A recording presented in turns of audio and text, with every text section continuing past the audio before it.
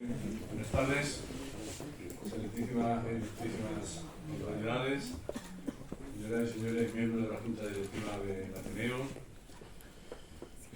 José Manuel Sánchez Rom, queridos ateneístas, señoras, señores, compañeros y amigos, comenzamos el acto solemne de entrega del 22º Drago de Oro de nuestra institución, que además clausura oficialmente nuestro curso.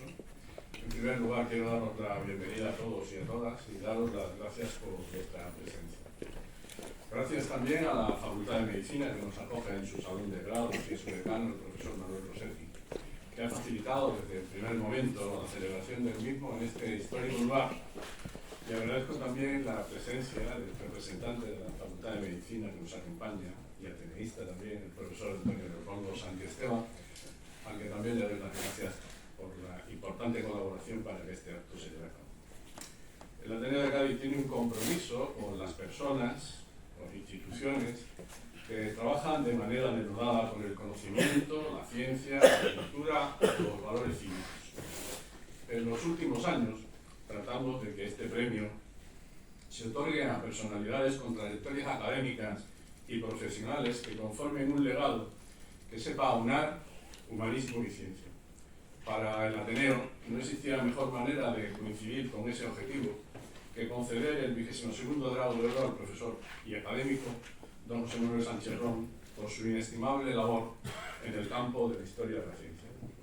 A continuación pasaremos a la lectura del acta de la Junta Directiva por parte del secretario general, don Antonio Ares, donde se concede el 22º Premio Drago de Oro al profesor Sánchez Rom. Cuando quiera, Antonio. Acta de la reunión del jurado del 22ª edición del Premio Drago de Oro Cádiz 2025. El día 8 de mayo de 2025 a las 18 horas, de manera presencial y telemáticamente con la garantía de conexión adecuada, se reúnen los miembros del jurado del Premio Drago de Oro en su 12ª edición. El jurado, que fue presidido por su presidente José Almenara Barrio y con la participación de todos los miembros de la Junta Directiva y asistido por el secretario, el que les habla, Antonio Ares Camilo.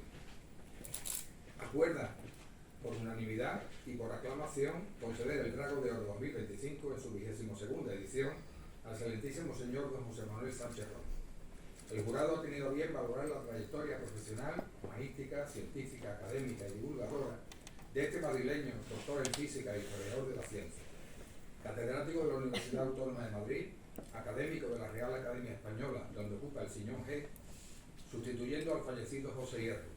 Como él dijo en su discurso de ingreso, llegué por el dolor a la alegría y supe del dolor que el alma existe.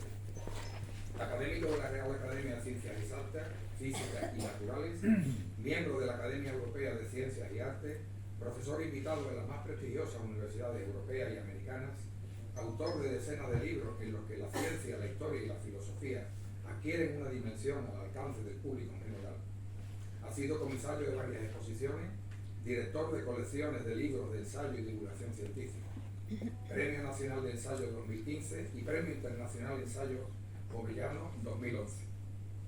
Posiblemente sea uno de los científicos españoles de más renombre y más reconocido prestigio a nivel internacional. La entrega del premio tendrá lugar el próximo 6 de junio a las 19 horas en solemne ceremonia en el Salón de Grados de la Facultad de Medicina, en la que impartirá la conferencia titulada Una revolución que cambió el mundo, la física cuántica. Lo que firmo como secretario del jurado en la fecha arriba indicada. Muchas gracias.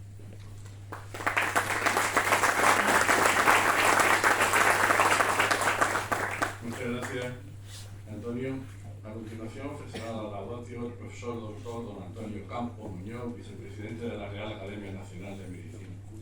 Desde un principio pensé que el profesor Campo era la persona ideal para llevar a cabo la laudatio del profesor Sánchez Rom. Y quiero agradecer su aceptación y disposición a llevarla a cabo desde que se lo comentamos. Profesor Campo, nacido en San Fernando, es médico, catedrático de Histología en la Universidad de Granada y promotor de la ingeniería tisular en España. Ha sido decano, presidente de la Sociedad Española de Histología y director del Instituto de Salud Carlos III, donde impulsó la creación de las redes de investigación tan importantes para la investigación en nuestro país. Académico de número de la Real Academia Nacional de Medicina, ocupa el sillón de don Santiago Ramón y Cajal y es codirector del Diccionario Panhispánico de Términos Médicos. Ha recibido la Medalla de Andalucía y varios doctorados honoris causa por diferentes universidades. Muchas gracias, querido profesor Antonio Campo. Ilustrísimo señor presidente del Ateneo, junta directiva, autoridades, señoras y señores, y querido profesor José Manuel Sánchez Ron. Don Manuel Azaña, escritor y presidente de la Segunda República Española, afirmó en un ensayo que escribió en 1930 que la inteligencia especulativa, la sensibilidad, la fantasía creadora y el espíritu crítico son los valores que desde su origen y al servicio del progreso han impulsado siempre los ateneos. Su arma, continuaba Azaña, civilizar mediante la difusión de las luces. Su título, el mérito propio. Su fin, la libertad. Es en este contexto de valores y propósitos que a mi juicio sigue vigente y que comparto plenamente, en el que tomo en este acto la palabra para pronunciar la laudatio del profesor Sánchez Ron con motivo de la distinción y el reconocimiento que en el 167º aniversario de su fundación le otorga el Ateneo Literario, Artístico y Científico de Cádiz. Una distinción, el Drago de Oro, que quiere especialmente distinguir la extraordinaria contribución que desde los valores y propósitos antes mencionados, tan propios de los ateneos, ha llevado a cabo el profesor José Manuel Sánchez Ron en el curso de su activa y fructífera vida al servicio de nuestra sociedad. Realizar la laudatio del profesor Sánchez Ron supone también para mí un inmenso honor, un honor que agradezco muy sinceramente a la Junta Directiva del Ateneo y de modo muy especial a su presidente, el profesor don José Almenara, y a su estrecho colaborador, el profesor Antonio Santisteban Espejo. Poder realizarla me otorga el privilegio de poder expresar públicamente la gratitud que siento y el reconocimiento que tengo por su figura y su persona como ateneísta, como académico, como español y, por qué no decirlo, como amigo. Aunque su trayectoria es muy conocida, permítanme resumirla muy brevemente antes de proceder a analizar su significado y trascendencia. El profesor Sánchez Ron nace en Madrid en 1949, en 1971 obtiene en la Universidad Complutense la licenciatura en Física y en 1978 en el University College de Londres igualmente el doctorado en Física. Durante varios años amplía su formación en el Departamento de Matemáticas del King's College de Londres y en el Departamento de Física de la Temple University en Filadelfia. A su regreso a España se incorpora al Departamento de Física Teórica de la Universidad Autónoma de Madrid, universidad en la que accede a la plaza de profesor titular de Física Teórica en 1983 y a la de catedrático de Historia de la Ciencia en 1994, tras haber orientado su trabajo hacia la investigación y el estudio de dicha materia. Se trata de la primera cátedra de esta naturaleza que se crea en una facultad de ciencias de la Universidad Española.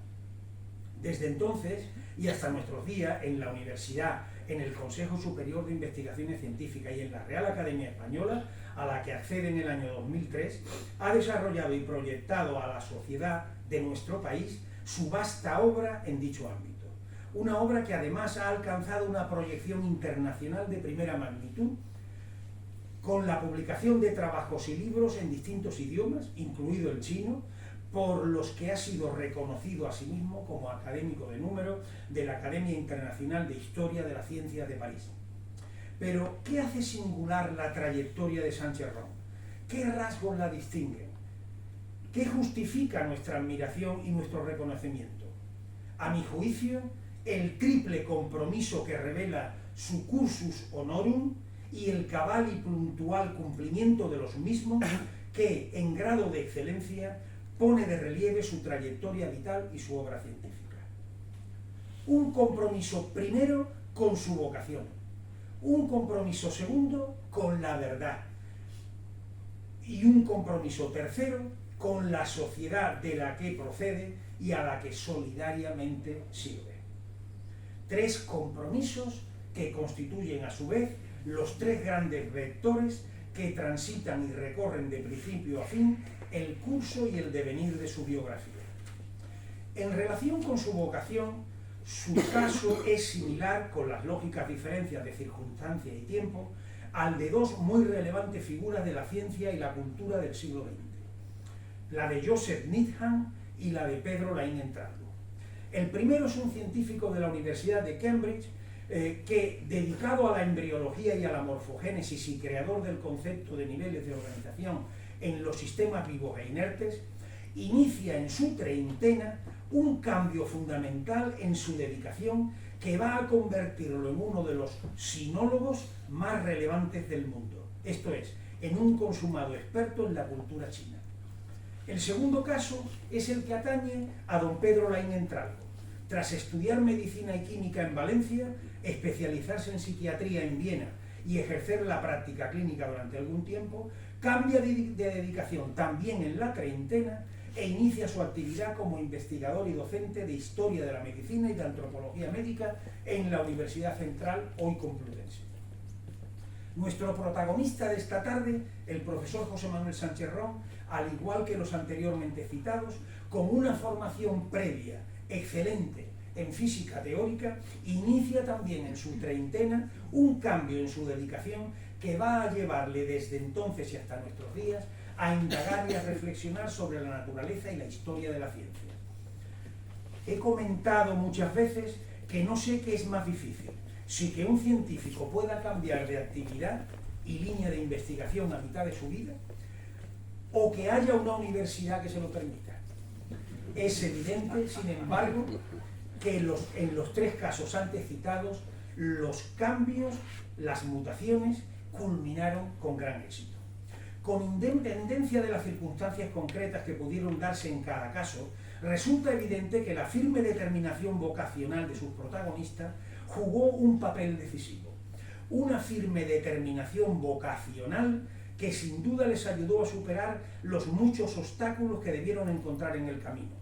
Entre ellos, los que origina por un lado la inercia ciega a todo cambio e innovación, y por otro, los que genera la prudencia conformista que intenta evitar cualquier atisbo de riesgo.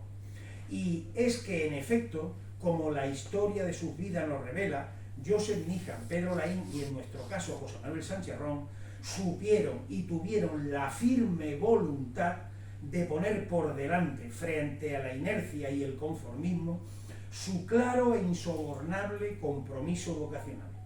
Un compromiso que les interpelaba e impelía a ser de una determinada manera y no de otra, a seguir, como escribió Ortega, la voz que desde nuestro interior nos invita a, entre comillas, tener que ser. Esto es, a seguir el destino vital que nace de nosotros mismos y al que la mayoría de los seres humanos no somos siempre fieles. Firme compromiso con su vocación, he aquí el primer vector de la trayectoria vital y científica de José Manuel Sánchez Ron. El compromiso con la verdad en Sánchez Ron, su segundo compromiso, es tan evidente que a sus trabajos históricos podría muy bien aplicarse dos de los principios cajalianos, a mi juicio, más importantes. El primero, el de que hay que ser siempre adepto ferviente a la religión de los hechos. Y el segundo, el de que hay que entregar siempre a cambio del error una verdad. Y es esta voluntad constante de fidelidad a los hechos y a la verdad la que atraviesa de principio a fin toda la obra de Sánchez Ron, y la que otorga a la misma la solidez y la credibilidad que la caracteriza. En este sentido, podemos afirmar sin temor a equivocarnos que su obra se inscribe en lo postulado en su día por el historiador de la ciencia francesa, Alexandre Coiré, el cual afirmaba que la larga marcha en busca de la verdad ha de constituir siempre el sustrato de cualquier investigación y aportación a realizar en historia de la ciencia. Pues bien, en este contexto, ¿qué objetivos persigue la obra histórica y ensayística de Sánchez Ron en su rigurosa y comprometida búsqueda de la verdad? ¿Cuáles han sido sus aportaciones fundamentales? A mi juicio, tres han sido sus objetivos y tres también, como consecuencia de ello, las aportaciones básicas que ha logrado conseguir. Primero, intentar hacer más comprensible el mundo a través de las distintas explicaciones que la ciencia ha ido generando en el curso del tiempo. Segundo, intentar conocer la pulsión inquisitiva que invade y caracteriza a los distintos actores y protagonistas que han hecho posible dicha comprensión, o lo que es lo mismo, intentar conocer al ser humano que hay detrás de cada investigación y de cada hallazgo científico. Y tercero, intentar integrar e insertar la explicación científica y la pulsión inquisitiva humana, previamente reseñadas, en el contexto social propio de cada época histórica, para poder convertirlos en poderosos soportes e instrumentos al servicio del porvenir. Y al cumplimiento y desarrollo e implementación de dichos objetivos, tanto en la historia de la ciencia en España como de la historia de la ciencia realizada allende nuestra frontera, especialmente en Reino Unido, Francia, Alemania y Estados Unidos, ha dedicado Sánchez Ron numerosos libros. Libros que, como Cincel, Martillo y Piedra, El país de los sueños perdidos o El poder de la ciencia, son,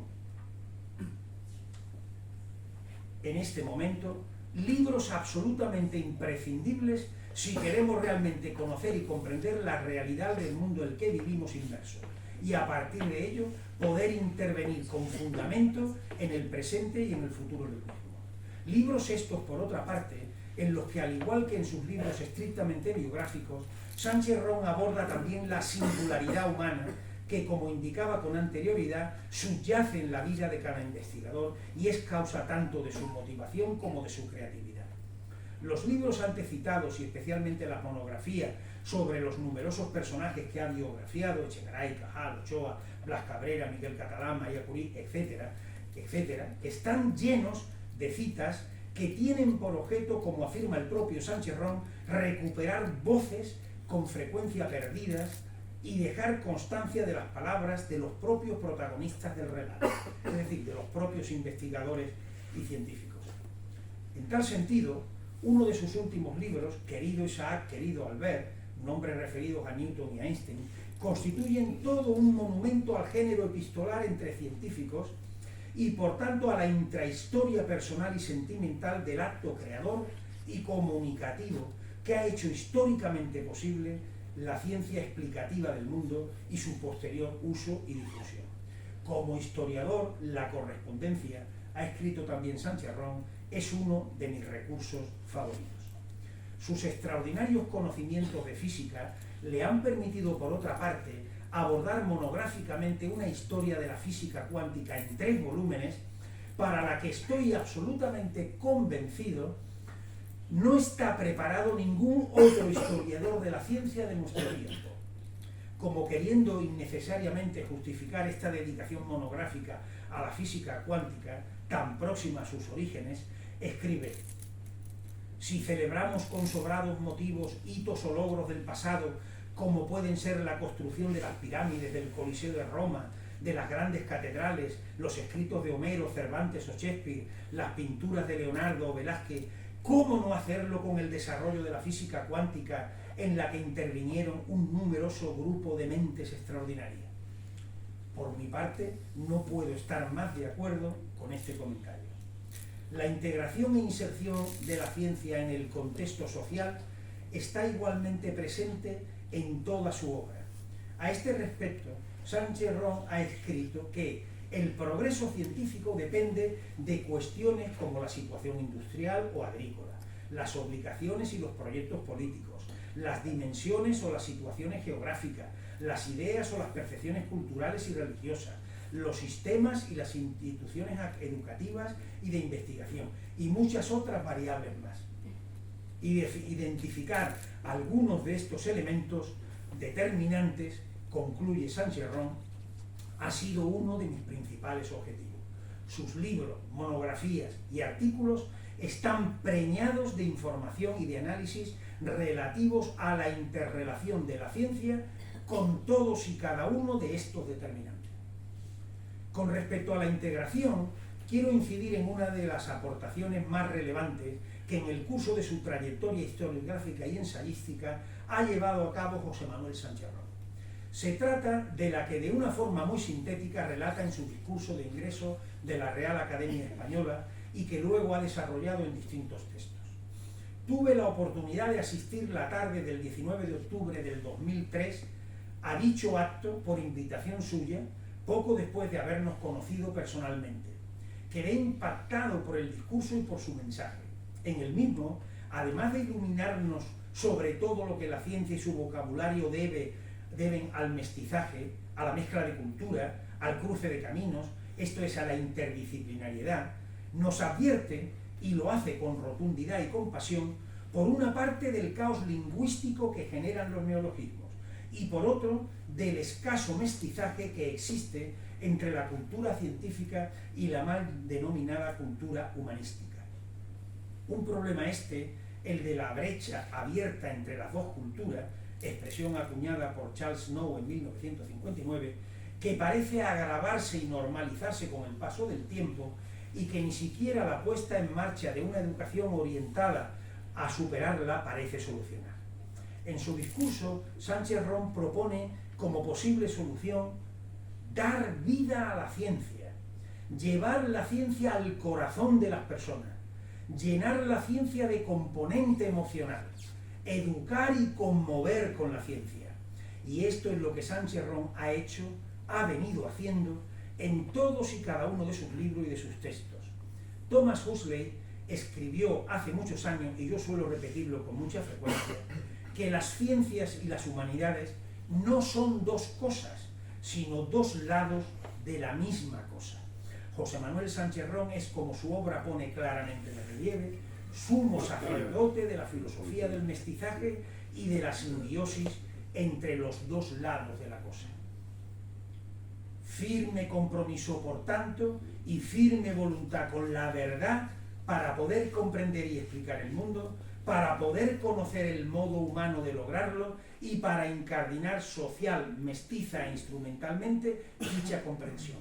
He aquí el segundo vector, el segundo compromiso que caracteriza la trayectoria vital y científica de José Manuel Sánchez-Ron. Tras su primer compromiso, la vocación, tras su segundo compromiso, la búsqueda de la verdad, el tercer íntimo compromiso de Sánchez-Ron, el tercer vector de su trayectoria, es el compromiso con la sociedad y en concreto con la sociedad española.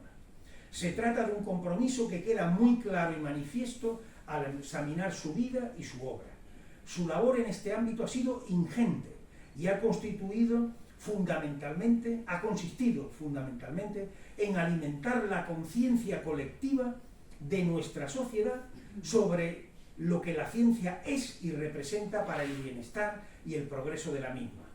Y de camino y en dicho contexto, lo que representa también para nuestra realización como individuos, como seres humanos dotados cada uno de nuestra propia identidad. Si la obra de Sánchez-Ron, que hasta el momento he comentado, constituye ya de por sí una aportación muy significativa a nuestra sociedad, al conformar sin duda el corpus más sobresaliente sobre historia de la ciencia del que disponemos en la actualidad, su actividad y decidida contribución a la divulgación científica y su labor por posicionar a la ciencia en el lugar que socialmente le corresponde, no se queda en modo alguno a la zaga de su fundamental contribución al logro del corpus historiográfico antecitado. Aunque la divulgación científica ha sido considerada por algunos como una actividad creativa y literaria menor, y a veces incluso minusvalorada por científicos relevantes que al parecer no quieren desprenderse del halo de sabiduría que los aísla, su práctica y su ejercicio constituye, sin embargo, y a mi juicio, un deber y una responsabilidad social de primera magnitud. No puedo, por cuestión de tiempo, explicar aquí las razones que justifican este modo de pensar.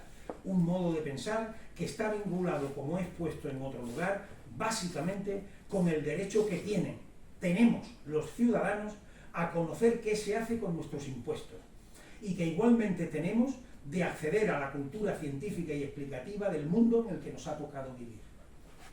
Lo que sí puedo y quiero afirmar en este apartado y en este momento es que esa exigencia y esa responsabilidad social a la que acabo de hacer referencia en relación con la divulgación científica es totalmente sentida y ejercida y también en grado de excelencia por el profesor José Manuel Sánchez-Ron. Y en este contexto ha sido también su quehacer y su quehablar, como diría don Pedro Laín, el que ha impulsado al servicio de la sociedad y a través de muy distintos formatos una actividad divulgadora absolutamente fundamental. En primer lugar, promoviendo ediciones de colecciones sobre libros de ciencia y de divulgación científica en distintos sellos editoriales, como Alianza Universidad, Debate y Crítica. En esta última editorial dirige la prestigiosa colección Dracontos. En este mismo sentido, destaca también su labor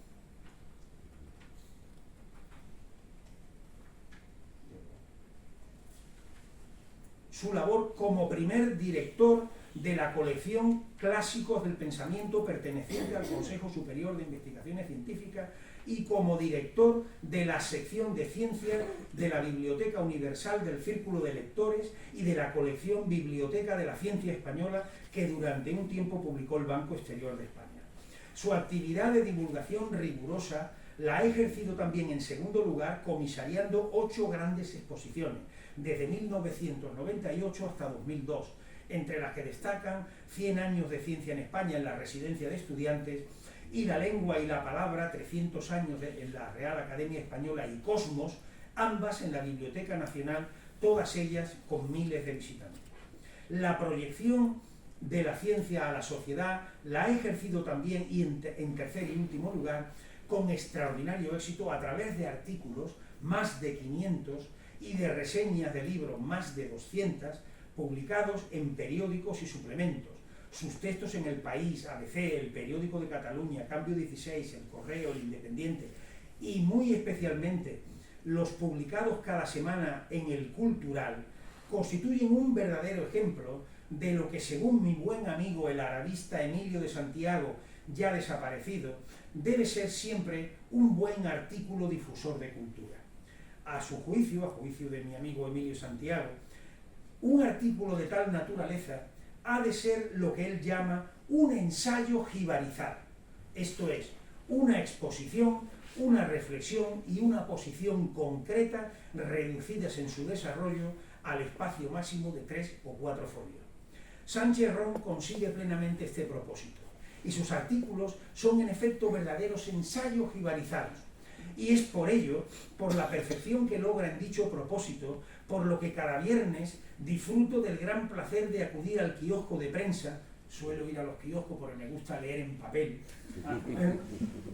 al kiosco de prensa para comprar El Cultural y poder leer metafóricamente saborear en la sección titulada Entre dos aguas, la literaria y la científica, su artículo de Ciencia y Humanidades.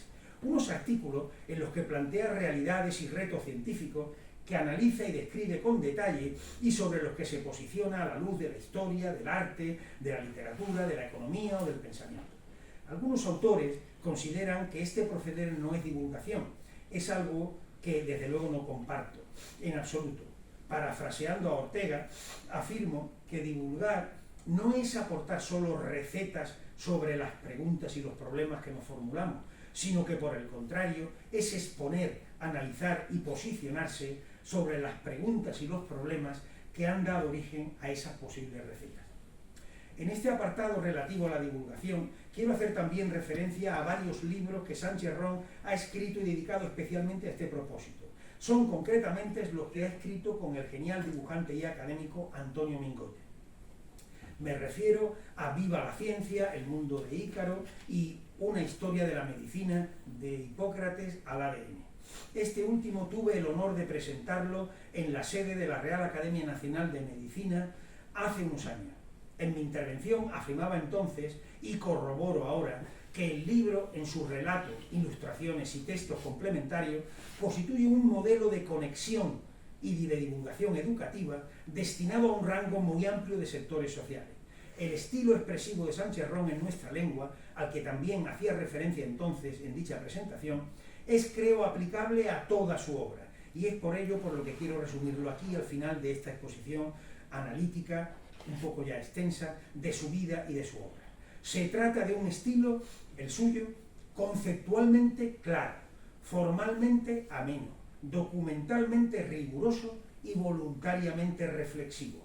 En dicho estilo, el autor incorpora incluso coyunturalmente y cuando lo cree necesario sus propias opiniones y esto hace que los textos adquieran las vivencias que aportan esas opiniones sobre los distintos personajes, y contribuye muy significativamente a personalizar y a humanizar toda su obra y a dotarla de proximidad y de complicidad afectiva con los lectores.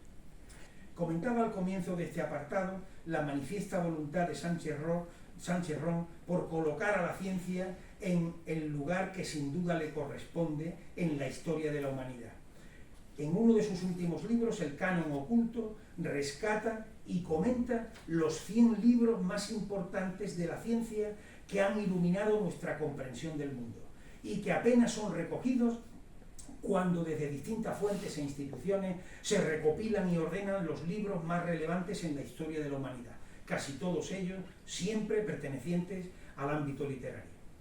Una vez más, frente a una explicación del mundo sustentada en la ficción, una explicación complementaria a la que aporta Sánchez Ron, basada en las certezas que nos proporciona la ciencia y sustentada, por tanto, en la razón y la experiencia.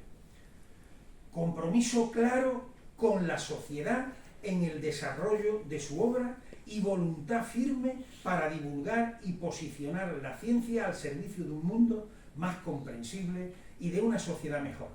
He aquí el tercer y último vector que podemos distinguir en la extraordinaria trayectoria humana y científica del profesor José Manuel Sánchez Ron. Señoras y señores, el Ateneo de Cádiz distingue hoy con su máximo reconocimiento el Drago de Oro al profesor Sánchez Ron. Es sin duda uno más de los muchos premios y distinciones que ha recibido en el curso de su vida, el Nacional de Literatura, el Ortega y Gasset, el Jovellanos, el Julián María, etc. Y de los muchos que sin duda merece y va a recibir en el futuro. Pero este premio, querido José Manuel, creo que tiene un simbolismo especial. La cultura española y la cultura en España ha tenido históricamente, en ocasiones su impulso y casi siempre su acogida, en las tertulias, las sociedades, los ateneos y las academias de distinta naturaleza, que nacidas a partir de la Ilustración, han intentado en los distintos rincones de España dar satisfacción a la avidez del ser humano por saber y por comprender el mundo. Tertulias, sociedades, ateneos y academias, cuyos miembros, españoles de distintas geografías, han intentado, como diría Ortega, y con todas las limitaciones que podamos imaginar, estar siempre o procurar estar siempre a la altura de su tiempo.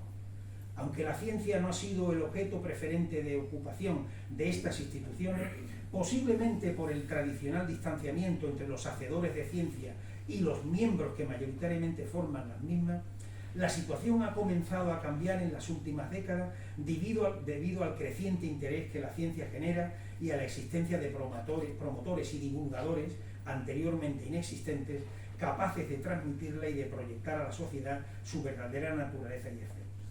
La distinción que hoy recibe del Ateneo de Cádiz José Manuel Sánchez Ron constituye la expresión simbólica de la inmensa gratitud que los ateneístas gaditanos tienen y sienten por su trayectoria y por su obra. Unos ateneístas gaditanos que, herederos y continuadores de todos aquellos que en el pasado buscaron el saber científico en las tertulias, las sociedades, los ateneos o las academias de España, quieren reconocer, al otorgar dicha distinción, la extraordinaria contribución que, al reducir la brecha existente entre la ciencia y la sociedad, ha realizado José Manuel Sánchez Ron. Un hombre, un científico y un historiador de la ciencia que, además de transmitir un conocimiento científico riguroso y reflexivo, ha incorporado a dicha transmisión el componente emocional y afectivo con el que la ciencia debe ser sentida y percibida por la sociedad.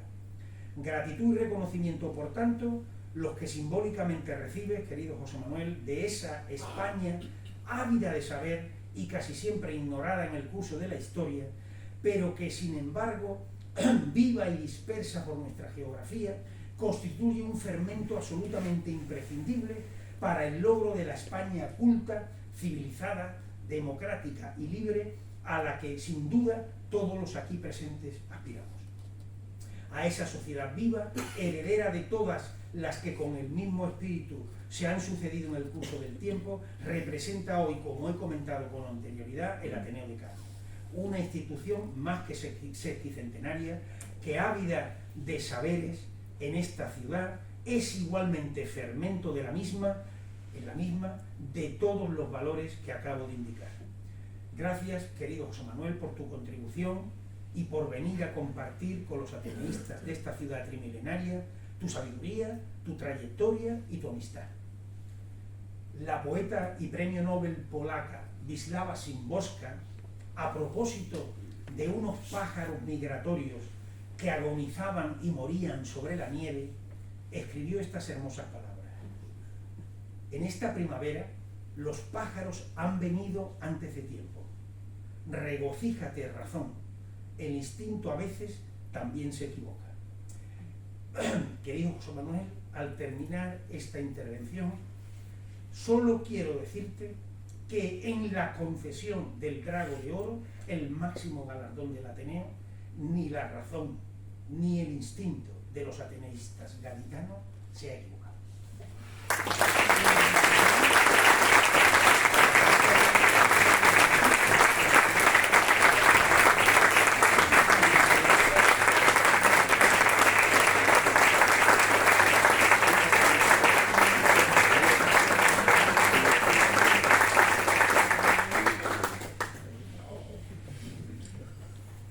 Muchísimas gracias, profesor Antonio Campos. La verdad es que nos has emocionado y a algunos nos has retrotraído a tiempos pasados, porque sigues teniendo la misma pasión que cuando nos dabas clase en esta misma casa. A continuación tiene la palabra el profesor don José Manuel Sánchez Ron, que impartirá la conferencia titulada Una revolución que cambió el mundo de la física. Cuando quieras. ¿Tienes la presentación? Allá arriba.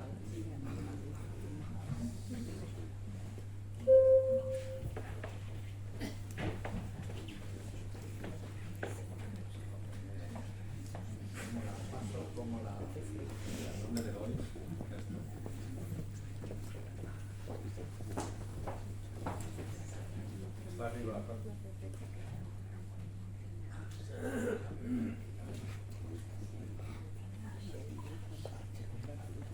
Lo primero que quiero decir es que después de la intervención de mi querido amigo Antonio Campos, todo va a ser peor. No puedo competir con en primer lugar, el cariño, la amistad que él tiene por mí y yo tengo por él. Luego, como ha dicho el presidente, por ese entusiasmo que le brota de cada una de sus células, de los que conocemos, sabemos de su entusiasmo, de su inagotable capacidad de afecto por todo lo que le rodea, por sus esfuerzos porque este mundo nuestro sea mejor, de manera que me subo aquí a esta tribuna con el temor, con la seguridad de que no puedo mantener ese nivel. Bueno, dicho esto y agradeciendo mucho, Antonio ha recordado pues mi discurso de entrada en la Real Academia Española. Yo lo recuerdo claro también, que casi pues corresponde a nuestra amistad hace ya más de 20 años. Y yo recuerdo, y yo creo que tú también recuerdas, que antes, cuando yo estaba pensando qué iba a decir en ese discurso, yo tenía en la cabeza al menos solo, o no solo, pero una frase. Yo tengo que decir de alguna manera: quiero romperos el corazón, ¿te acuerdas? Que pues, de alguna manera lo inserté en mi exposición, refiriéndome a eso que luego él ha mencionado, que hay que conmover con la ciencia, porque si solo es conocimiento, pues entonces es más difícil acceder al corazón, a los sentimientos de las personas que forman pues la mayor parte de nuestro ser, ¿no? Dicho esto, y reiterando mi agradecimiento a Antonio Campos, que tengan ustedes en cuenta y le bajen los méritos, mucho de lo que ha dicho es fruto de la amistad y su manera de ver el mundo.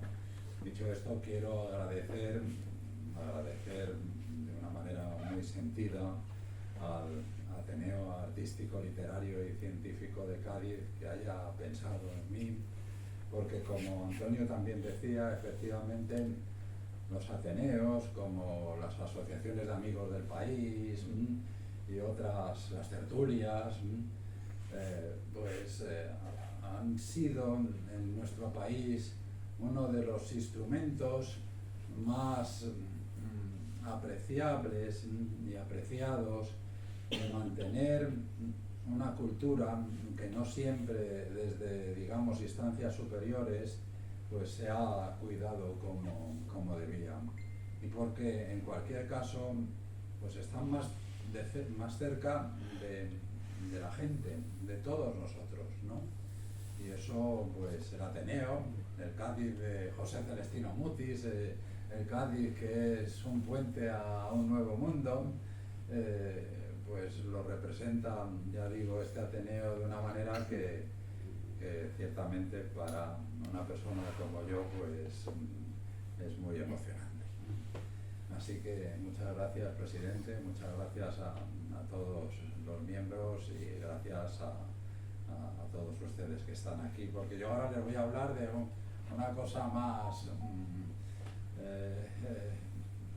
fría, pero muy importante, como yo creo o he intentado, pues refleja el título de mi intervención, una revolución que cambió el mundo de la física cuántica. Lo he elegido porque, lo mencionaré en algún momento también, en este 2025 se cumple el centenario de la creación de la primera formulación de la primera teoría cuántica, la mecánica cuántica de Werner Heisenberg.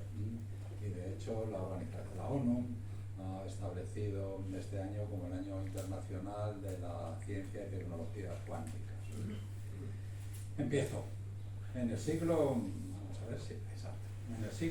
XVII y siguiendo la senda de Copérnico, que tantas seguridades nos quitó, no estamos en el centro del universo, ni siquiera de la Vía Láctea, nuestra galaxia. Isaac Newton nos enseñó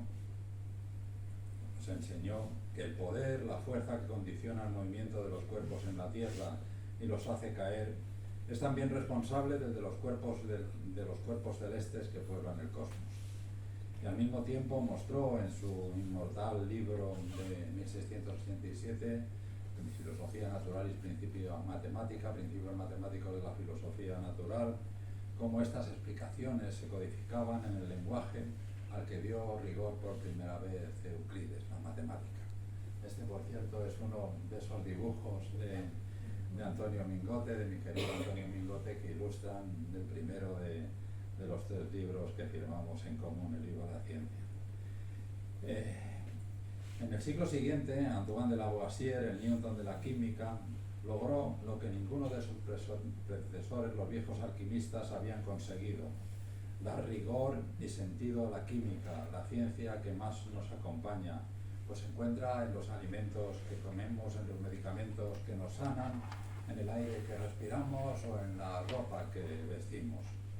Poco menos de un siglo más tarde, Charles Darwin nos mostró que no somos la creación súbita ni privilegiada de un Dios todopoderoso, sino que estamos emparentados con toda la vida que ha existido, y en particular como nuestros ancestros más cercanos, con los chimpancés o los bonobos.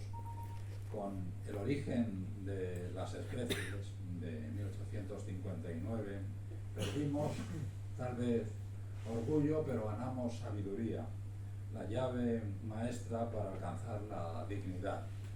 Imagino, aunque no estoy seguro, de que darnos cuenta del parentesco que nos une a otras formas de vida nos ayudó o debería ayudarnos a que se desarrollase un valor al que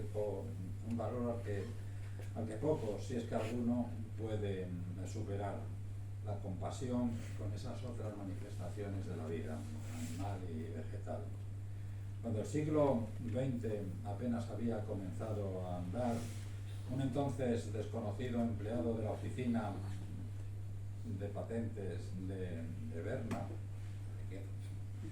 de nombre Albert Einstein, trastocó las ideas. Yo no tengo la culpa. A ver, yo creo que vamos a dejar esto, porque está fastidiando. No es necesario, era solo para... De verdad que no es necesario. ¿Se ve? Ah, bueno, pues entonces se le ve. Yo me veo por ahí. Ah.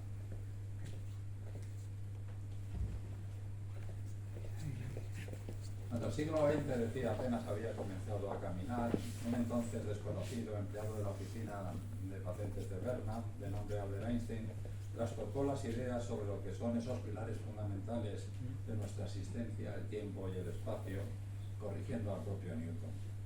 Los anteriores, Copérnico, Newton, Lavoisier, Darwin, Einstein, los anteriores constituyen momentos singulares de la historia de la humanidad, momentos, logros, que espero no se pierdan en algún cajón oscuro del recuerdo, en esa jungla cada vez más poderosa y ubicua que son las denominadas redes sociales.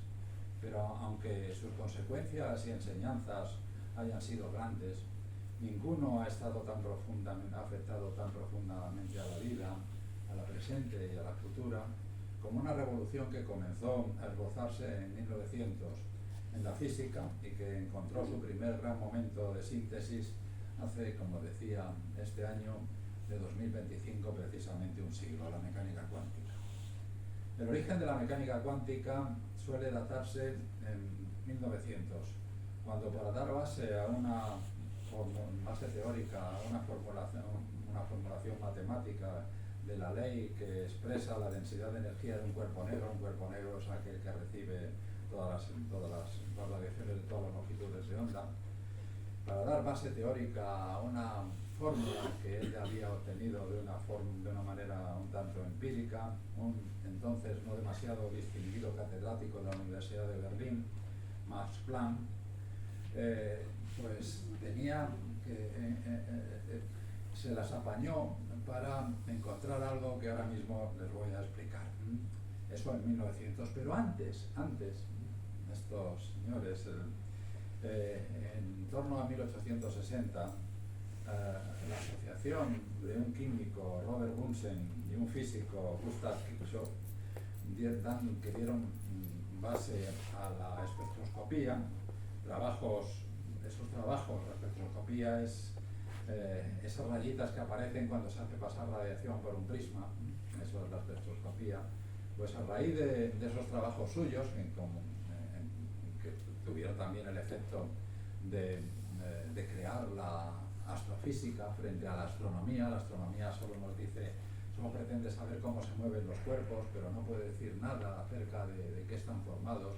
La astrofísica, de la mano de la espectroscopía, pues dio un salto que se creó y entonces podemos averiguar cosas de ello.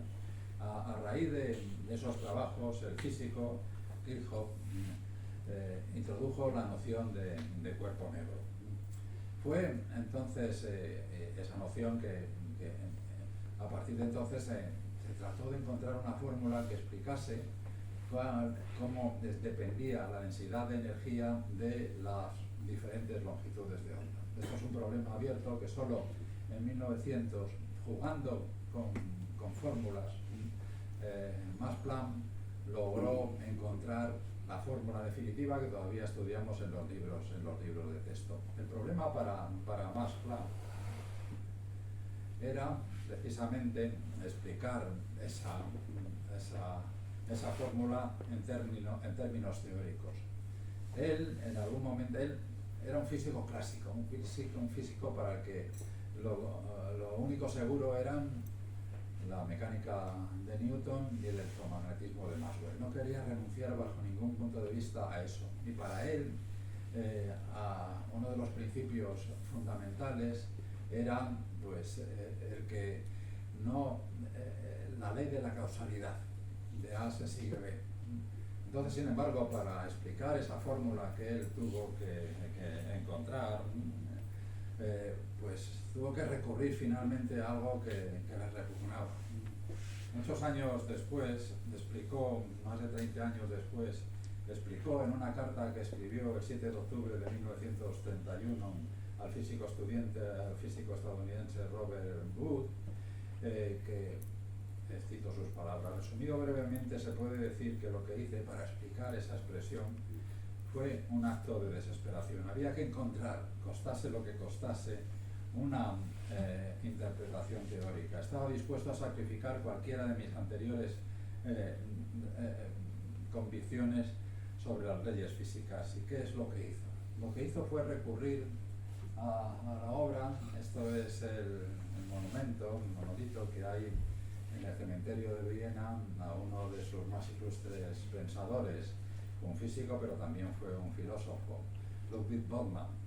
Y ahí ven ustedes la fórmula a la que me refiero. Es una fórmula de la entropía. Esa la entropía, que forma parte de nuestra cultura, se utiliza en literatura, se utiliza de una manera casi como un lenguaje común. Aquello que dice que bueno, la entropía tiene que siempre crecer, que eso llegará a un momento, porque la entropía es una medida del desorden, a una muerte térmica del universo, etcétera, etcétera. Pero Boltzmann, uno de los creadores de la física estadística, pensaba, y esa es su fórmula, que bueno, en general sí ocurre así, pero no es algo que necesariamente puede violarse, puede disminuir la entropía, porque ahí en esa W es una medida de la probabilidad, ¿no? Entonces, Planck, ya digo, tuvo que recurrir a esa expresión, y al hacerlo se vio obligado a introducir esta expresión que aparece en camisetas, en gorras, la energía igual a una constante que finalmente se bautizó como constante de Planck por la frecuencia de la radiación. Venía a decir, aparentemente quería decir que la hasta entonces sacrosanta continuidad de la radiación de las ondas electromagnéticas pues no era tan continua. Una onda es algo continuo, una variación continua de algo, de energía, ciertamente, sino que podía estar formada por paquetes de energía, por partículas de energía. Esto Max Planck no lo podía aceptar y nunca lo aceptó. La solución que Planck pensó es que, de alguna manera, que simplemente que lo que ocurría es que esa continuidad de las ondas pues se mantenía, pero en el contenedor en el que estaba esa radiación del cuerpo negro, pues al interaccionar con las paredes, con los átomos o los electrones que formaban las paredes, pues sí, había un intercambio discreto, pero nada más. Fue un joven físico, el joven físico que mencioné antes, Albert Einstein, quien se tomó en serio esos paquetes de energía. Por eso esta expresión, otro de los dibujos de Antonio Mingote, Einstein le está echando los cuantos de energía al pobre Planck, que se ve abrumado por esa lluvia. Y se tomó en cuenta, ya digo, esos paquetes de energía. Lo hizo en uno de los artículos, el primero de su año milagroso de 1905, como un empleado de patentes, que tenía que trabajar 8 horas al día, 6 días a la semana. Pudo crear la teoría de la relatividad, sentar las bases de la física cuántica, publicar el libro famoso de otra de estas ecuaciones que aparecen en las camisetas, E igual a mc cuadrado. Yo tengo una, por cierto, de ese tipo, pero no me la he puesto. Y también pues explicar el movimiento browniano, que no viene al cuento ahora. ¿Cómo pudo hacer ese hombre? Eso es genio, netamente. Bueno, el artículo de 1905, uno de esos en el que se tomó en serio la cuantización de Planck tiene un título muy largo acerca de un punto heurístico sobre la producción y transformación de la luz. Pero lo único que quiero señalar de ese artículo es que Einstein se daba cuenta y decía que hay fenómenos en los que no podemos entender sin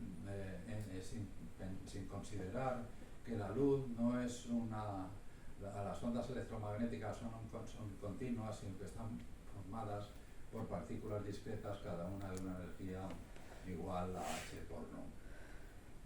Uno de esos fenómenos que él explica en la última página o media página de ese artículo es el efecto fotoeléctrico, ese que nos hace cuando nos acercamos, pues que se abran las puertas y cosas así.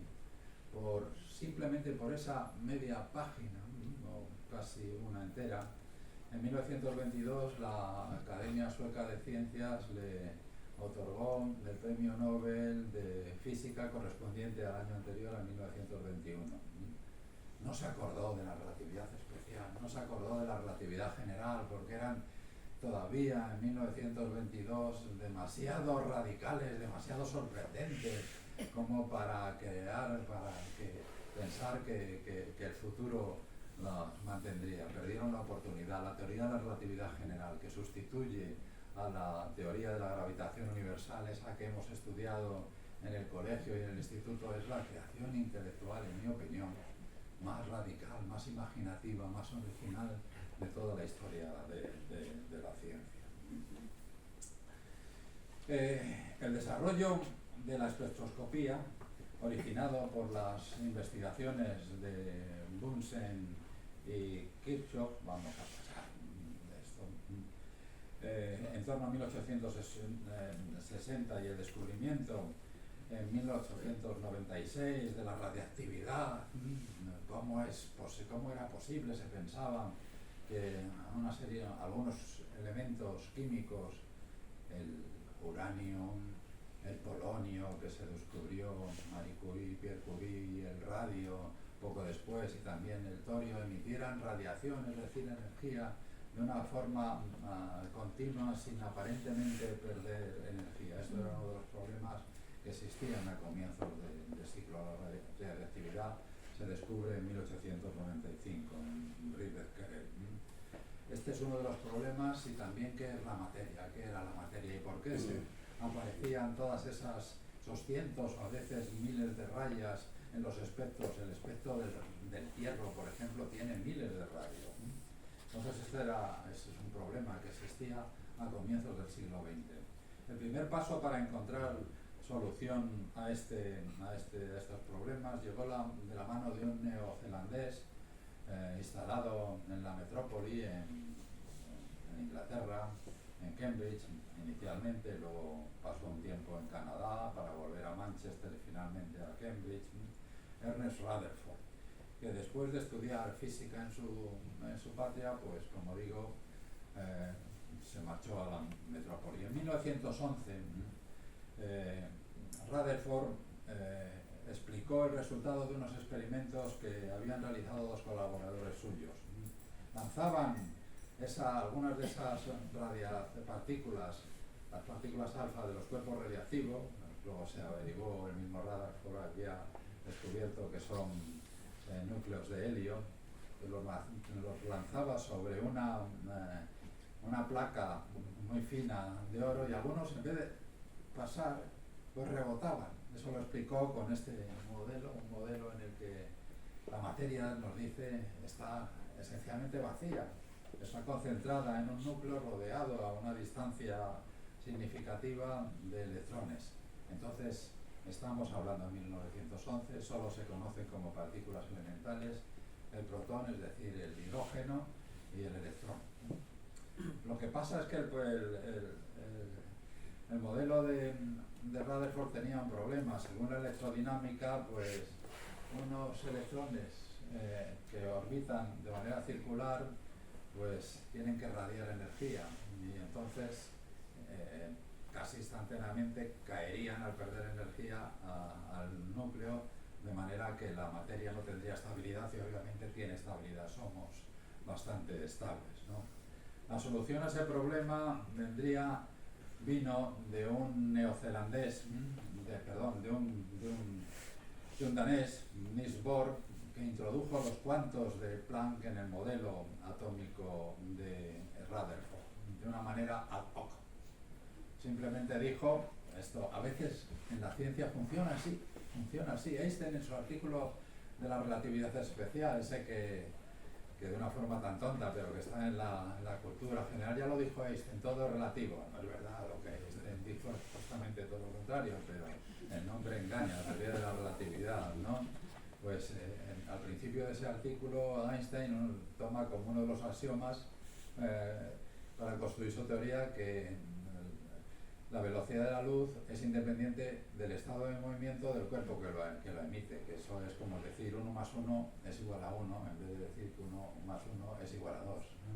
Pero bueno, pues Bohr lo que dice es que los electrones están en órbitas fijas y que solo se mueven absorbiendo energía, pues saltan a otro nivel, o emitiendo energía en cuantos, saltando a uno inferior.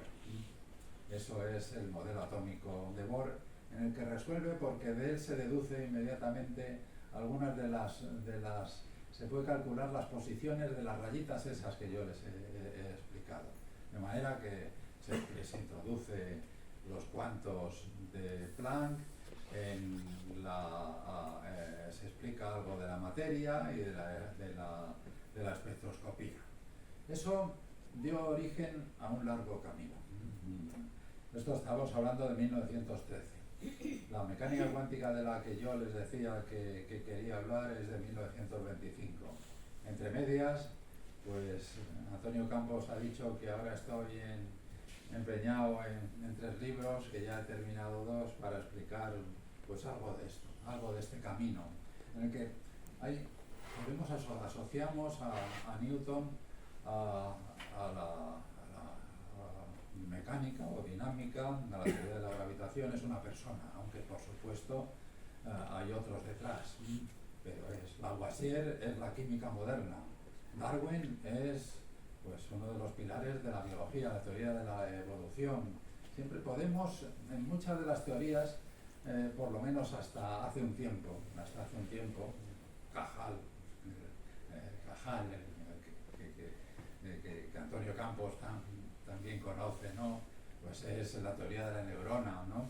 En el caso de la creación de la física cuántica, la mecánica cuántica es una tarea colectiva, en la que además nos enseña algo muy importante, que la naturaleza es más original que la mente más original. Es decir, yo que fui físico teórico puedo entender esto muy bien. No podemos imaginar cómo es el universo solo con nuestra mente. Tenemos que mirar cómo es, cómo funciona, tenemos que medir cosas. A lo largo de los años, entre 1913 y 1925, la dinámica de la construcción de esa física, de esa mecánica cuántica, es precisamente mirar y sobre todo mirar la posición y la anchura de esas rayas espectrales. Y eso finalmente condujo a la mecánica cuántica de la que yo les quería hablar, que tiene además pues 2 y medio diríamos, grandes protagonistas. Werner Heisenberg en 1925, Erwin Schrödinger, otra formulación que les diré ahora, un año después, y Paul Dirac, que es una formulación muy inspirada, muy dependiente de la de Heisenberg, también en 1925. Esto es una nueva manera del mundo, una nueva manera de mirar el mundo. ¿Qué les voy a decir yo de la mecánica cuántica? Pues unas poquitas cosas solo. En primer lugar, que Heisenberg llegó a ella tratando de seguir algo que Einstein había, el método que había empleado Einstein en 1905 para construir su teoría de la relatividad especial. Es decir, tratar de dar un sentido operacional a cómo medimos las cosas. En su caso, el tiempo y el espacio. Cómo medimos el tiempo diferentes observadores. Heisenberg quería, sus puntos de partida es precisamente las líneas espectrales de las que yo le he hablado. Quería renunciar a una manera visual, intuitiva, era operativa. Esto por entonces a Einstein le repugnaba. Einstein ya no es el mismo de 1925 que en 1905, han pasado 20 años y él pues lo que quiere, piensa que la naturaleza es de alguna manera intuitiva, que se puede visualizar, etcétera, etcétera. Y eso dio origen a uno de esos conflictos, a una de esas historias que yo creo que muchos hemos leído, la famosa carta de Einstein a Max Born, otro de los protagonistas de esta historia. Dios no juega a los dados, ¿no? Pero a lo que Born en algún momento dijo, deja de decir a Dios cómo tiene que jugar o lo que tiene que hacer, ¿no? La mecánica cuántica es altamente contraintuitiva. En la formulación canónica final, el objeto, antes he visto una insignia aquí que yo creía que era la función de ondas, pero resulta que no, que es algo que tiene que ver también con la psicología. Pero bueno, para los físicos esto es el objeto, mientras que en la física clásica el objeto que se quiere estudiar es las posiciones. En la física cuántica es una función que depende, por supuesto, de las posiciones y del tiempo, pero que está definido no en el campo de los números reales, sino en el campo de los números complejos. Y es una medida de la probabilidad. ¿Qué es lo que nos dice la mecánica cuántica? En primer lugar, Heisenberg de nuevo, 1927, que no podemos medir con absoluta precisión al mismo tiempo posiciones y velocidades. Si medimos con total precisión la posición, por ejemplo, o sea que la incertidumbre es cero, entonces la incertidumbre es básicamente la velocidad, pues tiene que ser infinita para que dé algo que no sea cero, y viceversa. O sea que uno de los pilares de la física clásica, que decía que conociendo Laplace escribió un libro, unas frases preciosas al respecto. Si yo conozco las posiciones y velocidades en un momento determinado, con la mecánica de Newton ya puedo saber cómo evolucionará el mundo en el futuro e incluso cómo la historia pasada. Eso no puede ser porque no podemos conocer de manera exacta esas posiciones. Esto es uno de los pilares, el principio de incertidumbre de nuestra realidad. Pero mucho más radical es la llamada interpretación de Copenhague, que viene a decir que un sistema está en todos los estados posibles, se lo voy a poner de manera más gráfica, como hablando de Schrödinger, en todos los estados físicos posibles, hasta que se mide, hasta que se observa, perdón. Cuando se observa, se concreta. La frase para la expresión correcta es el colapso de la función de onda en uno de esos estados con una cierta probabilidad. Hasta que no hemos medido en un contenedor en el que hay un gato y aquí un dispositivo cuántico, pues hasta que no observamos no sabemos si está gato vivo o gato muerto. Esto es Schrödinger lo introduce en uno de sus artículos de 1935. Bueno, esto es un ejemplo para ilustrar en lo macroscópico algo que tiene que ver con lo microscópico. Bien, hasta aquí lo que yo quería de, digamos, la base científica. Ahora vamos al estilo de lo que Antonio Campos ha dicho que a mí me gusta, es no solo, digamos, la estructura de las teorías, su contenido, sino también la repercusión en la sociedad. Ahora tengo que hablarles de algo que ha cambiado la vida de todos y en todos los momentos, ahora y para el futuro, es decir, la invención del transistor. El transistor es un dispositivo electrónico hecho de un material semiconductor como el silicio y el germanio, que puede regular una corriente que pasa a través de él y también actuar como amplificador. Y comparado con los tubos de vacío que le precedieron, necesita cantidades muy pequeñas de energía para funcionar. Fue inventado en 1947, es un invento. Esto no lo encontramos aquí, como encontramos, yo que sé, pues un metal o incluso pues, productos orgánicos. No, esto es un invento, un hijo de la física cuántica. En 1947 por 3 físicos estadounidenses, John Bardeen, William Shockley y Walter Brattain, mientras trabajaban en el departamento de física del estado sólido de un centro de investigación industrial, pero que acogía a numerosos científicos puros, los laboratorios Bell asociados al American Telephone and Telegraph, ATT, y a Western Electric. Más tarde pasarían a depender de Luther Technologies. Por este descubrimiento recibieron el premio Nobel en 1957. La invención del transistor, como decía, constituye un magnífico ejemplo de artilugio cuántico en el que física y sociedad interaccionan. Inicialmente los transistores no representaron un gran negocio, esto nos puede parecer sorprendente. Eran caros y no funcionaban demasiado bien, pero gradualmente se fueron introduciendo en aparatos como radios portátiles, a las que muchos todavía llamamos impropiamente transistores. Hasta su aparición, instrumentos como las máquinas de calcular utilizadas eran gigantescos amasijos de componentes electrónicos. Durante la Segunda Guerra Mundial se construyó una de las primeras computadoras, el Electronic Numerical Integrator and Computer, llamado por sus siglas ENIAC. Tenía 17.000 tubos electrónicos unidos por miles de cables, pesaba 30 toneladas y consumía 174 kilovatios.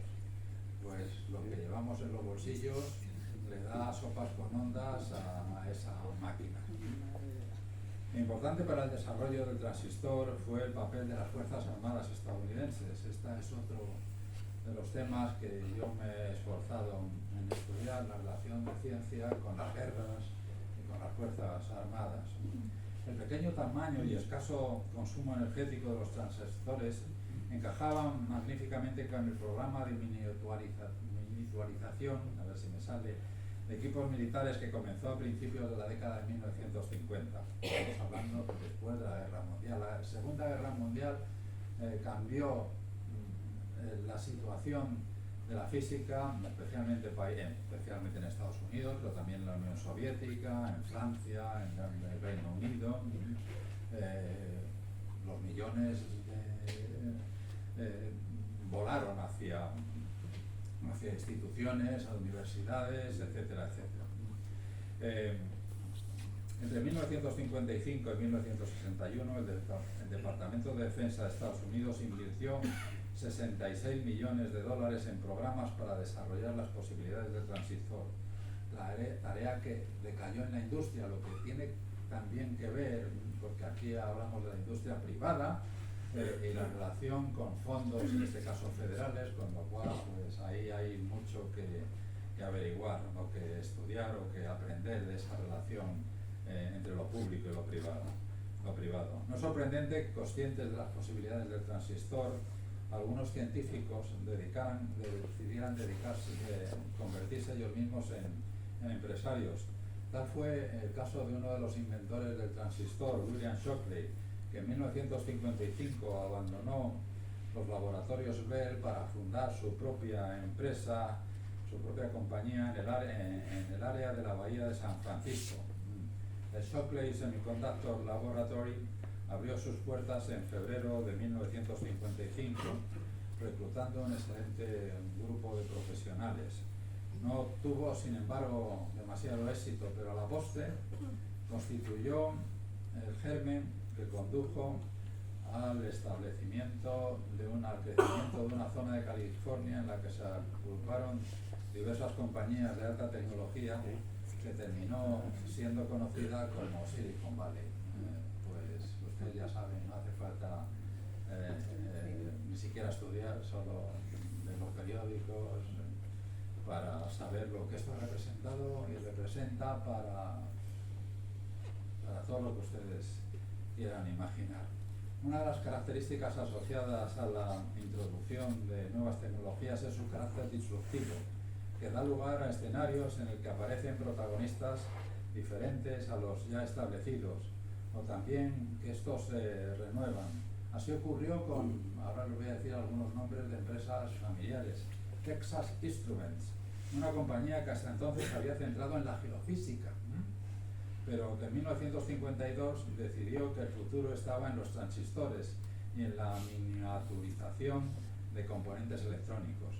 En torno a 1958, Jack Kilby entró a trabajar en Texas Instruments y pronto se preguntó qué pasaría si en lugar de tomar diferentes componentes y transistores y luego unirlos para formar un circuito, este estuviese hecho del mismo material, de un material de hecho semiconductor, como el germanio o el silicio. El silicio es el segundo elemento químico más abundante en la Tierra, se encuentra en muchas rocas y en la arena, que puede comportarse según las condiciones a las que esté sometido como conductor o como casi aislante, lo que significa que puede desempeñar funciones electrónicas diferentes.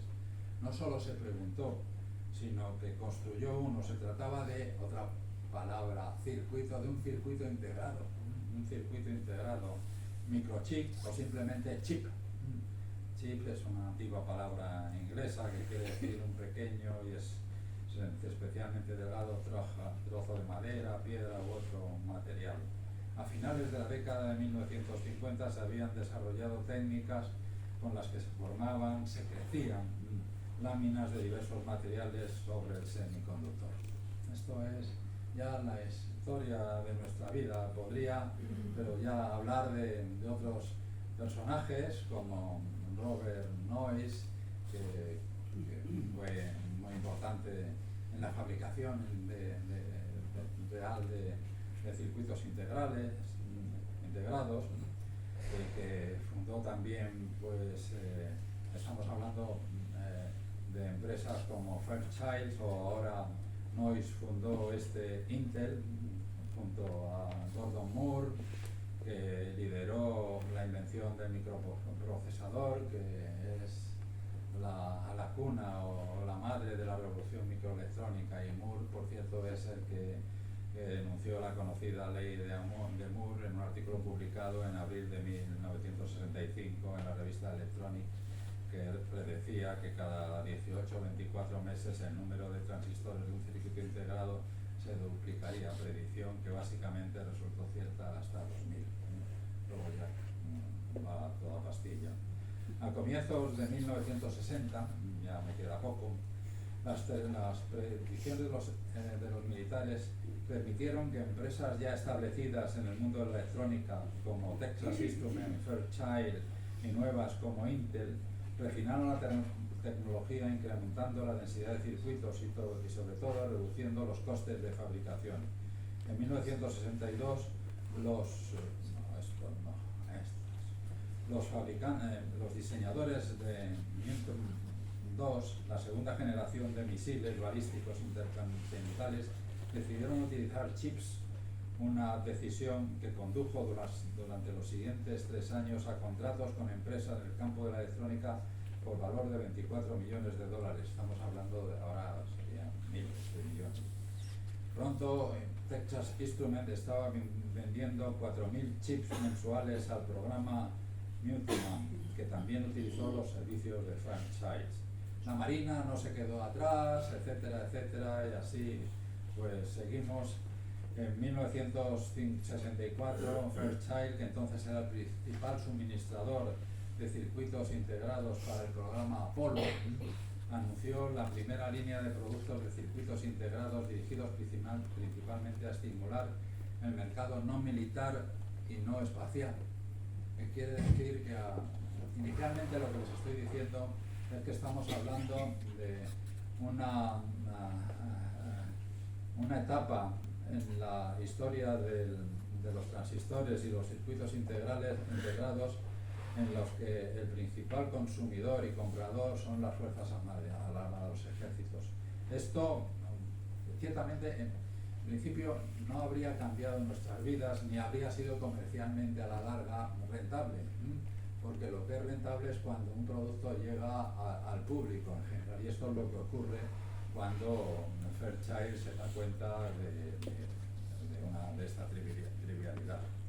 Si la humanidad en algún momento del último tercio del siglo XX entró en lo que a muchos denominan la era de la información y subsiguientemente también de la globalización, fue gracias a los desarrollos que se produjeron a partir de la invención del transistor y de la revolución microelectrónica que propició.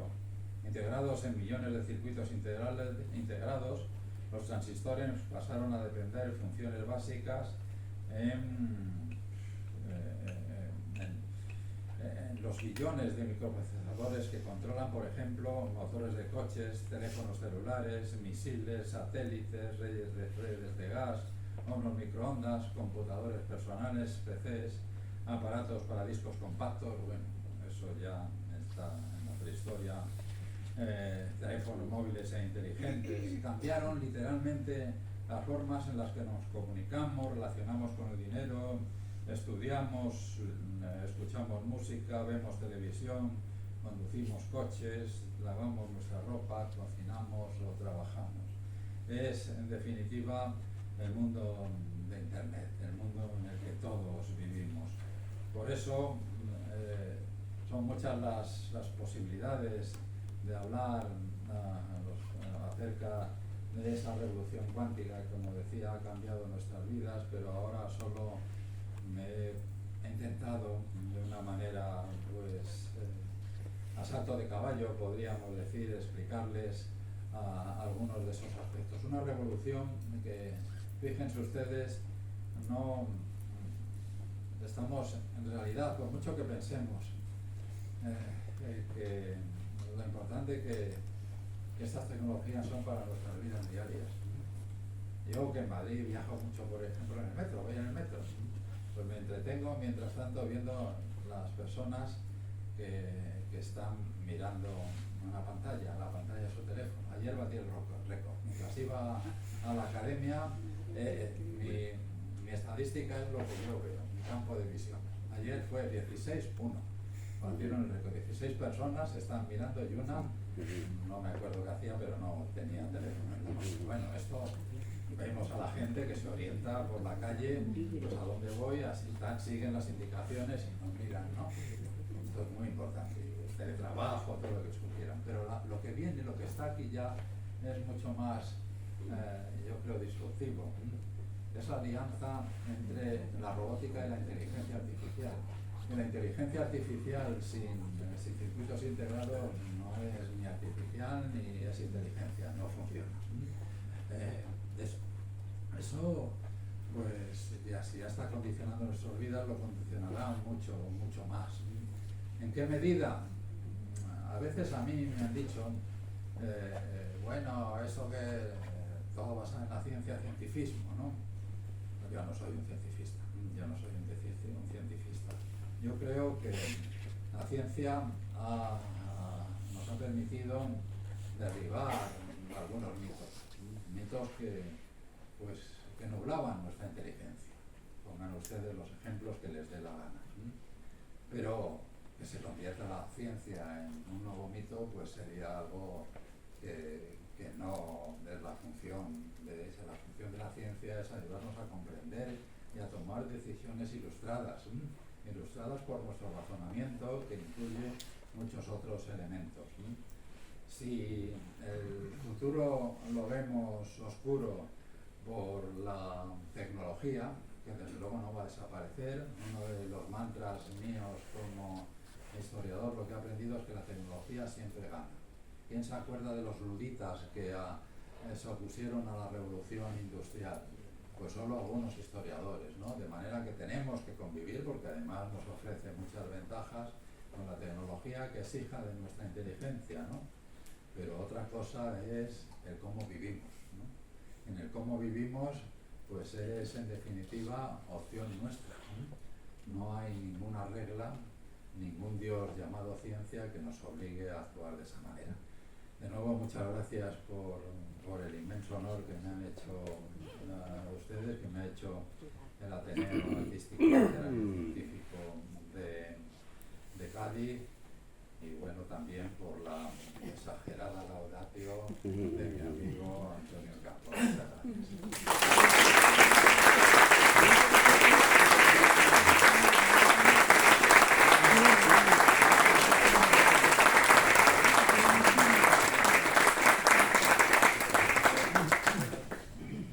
Muchas gracias por la excelente conferencia que nos ha brindado el profesor José Manuel Sánchez Ron, que también ha servido de alguna manera de homenaje al centenario de la mecánica cuántica, como él decía, de Heisenberg, este año en que la organización, la ONU, ha declarado el Año Internacional de la Ciencia y Tecnología Cuántica. También muchas gracias por aceptar nuestro grado de hoy. Tengo que cerrar el acto y ahora es cuando viene lo peor, no lo que decían antes, ahora viene lo peor o mucho peor. Cuando premiamos, otorgamos siempre una recompensa, un reconocimiento por una actividad o por una cualidad, y premiar pues es rendir tributo, admiración a las personas, a las instituciones y a sus obras. Es una vocación bien probada a lo largo de los 167 años de historia de este Ateneo, nuestra añeja disposición al reconocimiento hacia los demás. Pero ¿por qué premiar a quien se premia? Evidentemente el profesor José Manuel Sánchez Ron es merecedor de la distinción que le otorgamos, de todas las distinciones que se han mencionado aquí y de las que estoy seguro van a venir, como ha quedado de manifiesto en la laudatio del doctor Campos. Ahora yo quiero señalar una peculiaridad, un aspecto fundamental que para nosotros hemos tenido en cuenta para otorgar este premio. De alguna forma queremos en el Ateneo que esta distinción se configure a nivel nacional como un galardón para aquellas personalidades que sean capaces de tender puentes entre ciencias y humanidades, de forma que premiar ese quehacer al propio Ateneo nos singularice. Les leo un párrafo que suelo arribar en ocasiones de un científico, de un biólogo, también preferido de Sánchez Ron, Edward Wilson, que nos dice algo así como que en la medida en que las brechas entre las grandes ramas del saber puedan reducirse, la diversidad y la profundidad del conocimiento aumentarán. Lo harán debido a la cohesión subyacente lograda y no a pesar de ella. La empresa es importante por esta razón adicional, confiere un objetivo último al intelecto. Promete que más allá del horizonte hay orden, no caos. Y pienso que es inevitable que aceptemos la aventura, vayamos allí y descubramos qué hay. Cierro la cita. Es cierto que la síntesis total entre ciencias y humanidades de otras épocas es hoy imposible. La especialización es enorme, pero es imprescindible. La comunicación entre las diferentes áreas de conocimiento, como acabamos de ver, es necesario. Creo que el profesor Sánchez Ron encaja bien en estas ideas. Ese desencuentro que trata de atemperar entre ciencias y humanidades es, entiendo, uno de los objetivos de su inmensa obra. Incluir a las ciencias como una actividad humana, como un legado más de las humanidades a través del conocimiento de su historia. Para Sánchez Ron, es la historia algo que singulariza a los humanos. Así podemos leer en su libro Cartas a Isaac Newton, que fecha entre 9687 y 9688 después de Cristo. El futuro es un país tranquilo, lo escribe en 2013. Nos dice: los humanos son una especie singular, como seres vivos regidos por las leyes de la física, la química y la biología. No se distinguen esencialmente de muchas especies. Las dobles hélices de nucleótidos que forman su genoma únicamente se diferencian de los de ellas en pequeños detalles físico-químicos. En lo que sí los humanos difieren es en su capacidad para intentar dar sentido, trascendencia a sus recuerdos y experiencias. En su habilidad, por decirlo de otra manera, para construir historias. Historias que agrupan en un género al que pomposamente han singularizado, denominándolo historia. En la historia encuentran, al menos con frecuencia y como grupo, sentido a su existencia. Una de las contribuciones más interesantes del historiador de la ciencia, Sánchez Ron, es reivindicar la infrecuente idea de entender que las ciencias son humanidades, de tratar de mitigar el desencuentro entre esas dos orillas. Así, en la introducción de su penúltimo libro, que recomiendo vivamente, El Canon Oculto, una nueva biblioteca de Alejandría para la ciencia de 2024, nos dice: este libro es fruto de una vida, de mi lectura a lo largo de los años y de un compromiso, se pregunta, moral, de rebatir la extendida costumbre según la cual los cánones de lo mejor que la humanidad ha producido a lo largo de su andadura se elaboran con la inclusión únicamente de obras de literatura, junto con ocasionales textos de filosofía e historia. Con la excepción del origen de las especies de Charles Darwin, rara vez asoman a esas relaciones libros de ciencia, como si su lectura y conocimiento no formasen parte de la cultura y no pudiesen dar placer a quienes se acercan a ellos, además de garantizar el acceso a lo mejor de la sabiduría que los seres humanos han alcanzado. Fin de la cita. No es un inútil combate este que mantiene Sánchez Ron en no contraponer, pero sí en complementar obras como la clásica del canon occidental de Harold Bloom, donde se trata de establecer una lista de libros básicos, eso sí, de literatura. Tampoco es desdeñable la labor en pro de la historia de la ciencia española. Ejemplo de ello es su monumental, recomiendo, obra El país de los sueños perdidos, Historia de la ciencia española de 2020. Él mismo nos dice que entre los motivos del tiempo dedicado al estudio de la historia de la ciencia española, uno es un compromiso moral, digámoslo así, el de comprender mejor mi país. La interpretación de la historia de la ciencia que nos hace Sánchez Ron es tratar de incardinar, al menos así lo entiendo, ciencias y humanidades. La profundidad humana de su obra nos ayudará sin duda a interpretar a las revoluciones científicas en las que nos encontramos y en las que vendrán. Hoy José Manuel Sánchez Ron también premia al Ateneo accediendo a recibir el 22º premio Drago de Oro, uniéndose a un selecto grupo de profesionalidades y entidades que los han obtenido previamente, desde Maite Palaza Tundúa, Adolfo Suárez, José Ramón Pérez Díaz Alersi, Mariano Barbací, Antonio Campos o Juan Luis Arzuaga. Me gustaría terminar con los versos del poeta, traductor y escritor polaco, Premio Nobel de Literatura de 1980, Sergio Milos, Los conjuros del padre, que Sánchez Ron nos ofrece en el mencionado texto de Cartas a Isaac Newton. Dice así: oh dulce sabio, con qué tranquilidad tu serena sabiduría llena el corazón. Te amo, estoy en tu poder, a pesar de que nunca veré tu cara. Tus cenizas ya hace tiempo se dispersaron. Nadie recuerda los pecados y las locuras. Y ya para siempre eres perfecto como tu libro, que el pensamiento hace surgir de la nada. Conociste la amargura y también la duda, pero la memoria de tus culpas ha desaparecido. Y sé, porque hoy te tengo en estima. Pequeñas son las personas, grandes sus obras. He dicho, muchas gracias.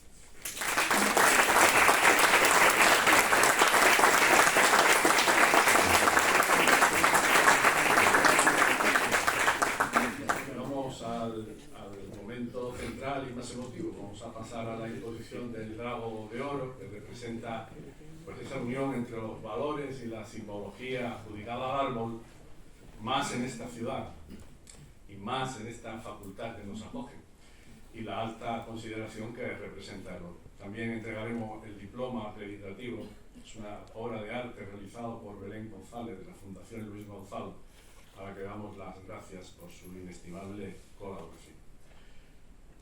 Lo ponemos ahí adelante, quizás.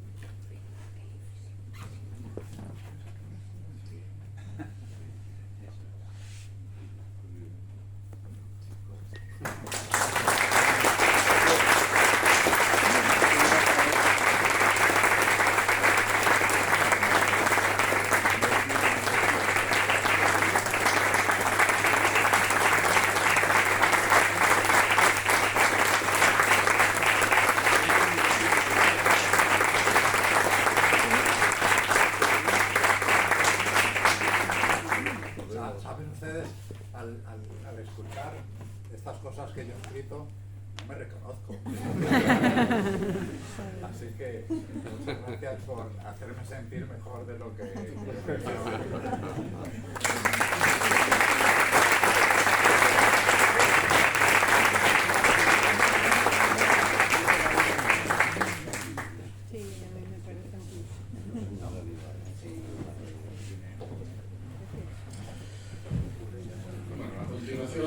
Cerramos el acto con música a cargo de Laura Raya al violín y Juan Luis Reyes al piano, que, como no, interpretarán piezas de falla en esta ciudad, lógicamente.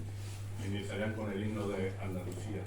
Tras el acto, las autoridades, los ateneístas presentes y cabeza, por supuesto, tomaremos una copa en el patio de la facultad, previa foto en los años.